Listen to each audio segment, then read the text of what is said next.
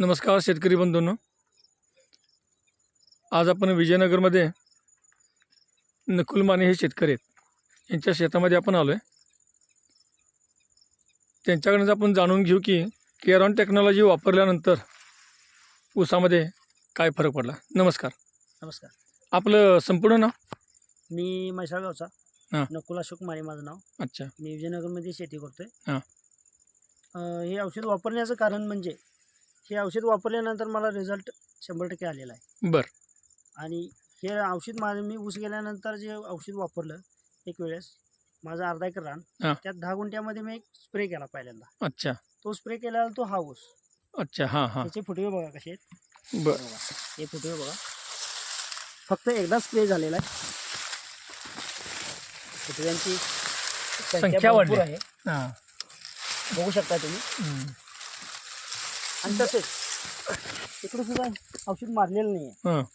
तर हा ऊस कसा जरा पातळ, उंचीला कमी, फुटवा कमी, फुटवा कमी आहे. असा आहे.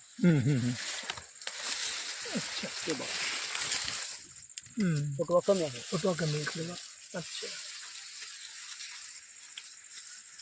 तर हे औषध वापरून आपल्याला रिझल्ट 100% आलेला आहे. हां हां हां. आणि तुमचा लावणीचा उतारा किती गेला? हे रान 21 गुंठे. हां. 21 गुंठ्यामध्ये 42 टन ऊस गेला. अरे वा, चांगला गेला. चांगला आहे. हां हां. आणि जेव्हा तुम्ही फवारणी करणार होता त्यावेळेस हा मका किती उंचीला होता आणि आता काय झालं, फरक काय पडला मक्यामध्ये? फक्त औषध मारते वेळी फक्त हां. 1 ते 2 फुटा एवढा इतकाच होता, एवढा होता. बरं. हां हां हां. आता हे पाणी पाजल्यानंतर एवढा मका आलेला आहे. बघा दुसरं शेतकरी काय औषध त्याला खत वगैरे काय मारलेलं नाही, काय नाही. शेतकरी बंधूंनो, फक्त ओरिकांची फवारणी घेतल्यानंतर ह्या मक्याची उंची बघा. शेतकऱ्यांनी दाखवलंच मगाशी, मका खाली होता, आता एक पाण्या दिल्यानंतर मक्याची उंची वाढली आणि तसंच फुटव्याची संख्या वाढली ऊसामध्ये. इथं आलेला हा गड्डा बघा, हा गड्डा बघा. तसंच ह्या साईडला इकडं वापरलेलं नाही आहे. हा ऊस बघा कसा दिसतोय आणि हा ऊस बघा.